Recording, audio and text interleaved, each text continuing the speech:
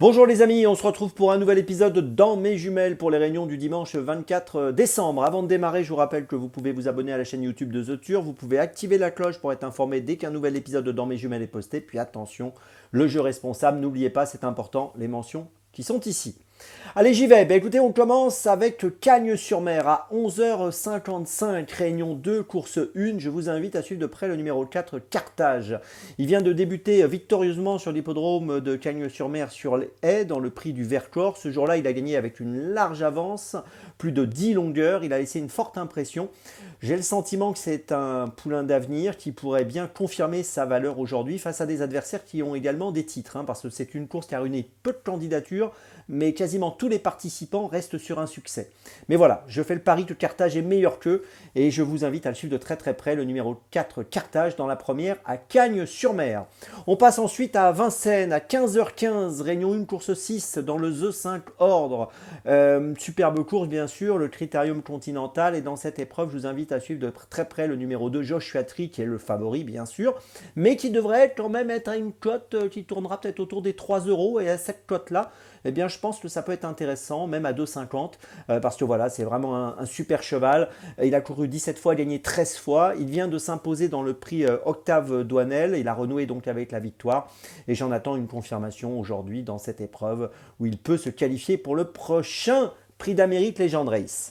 Donc le numéro 2, Joshua Tree, dans la 6e à Vincennes à 15h15. On poursuit toujours à Vincennes, mais cette fois à 17h35, réunion 1, course 10. Je vous invite à suivre le numéro 14, High Propulsion. Alors, on peut noter qu'elle trouve un très bon engagement dans cette rencontre où elle a gagné, elle, 164 000 euros, alors que la course est ouverte à des chevaux n'ayant pas gagné 165 000. Elle vient de s'imposer à Vincennes, récemment, c'était le 27 novembre, sur le parcours des 2700 mètres. Elle est associée à Eric Raffin. Elle sera une nouvelle fois déférée des 4. Alors c'est vrai que là, elle va rendre 25 mètres, mais l'engagement est quand même intéressant pour les raisons que j'ai évoquées plus haut. Et j'en attends donc une confirmation et une nouvelle victoire. Le numéro 14, High Propulsion, dans la 10e course à Vincennes.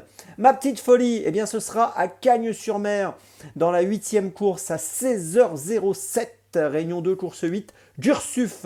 C'est un concurrent qui n'a couru qu'une seule fois sur les haies. Il a fini 5e à Fontainebleau. Cette performance était correcte. C'était au début du mois de décembre. Là, il va découvrir l'hippodrome de Cagnes-sur-Mer, mais je ne pense pas que ça lui posera de problème. Il dépend de l'entraînement Georges Zetterholm, qui est toujours redoutable. Il sera monté par Nicolas Gofnik, qui connaît parfaitement cet hippodrome. Et donc, je pense que ça peut être amusant. Une cote qui devrait être intéressante. Donc, le numéro 6, Dursuf, c'est ma petite folie du jour à Cagnes-sur-Mer, dans la 8e.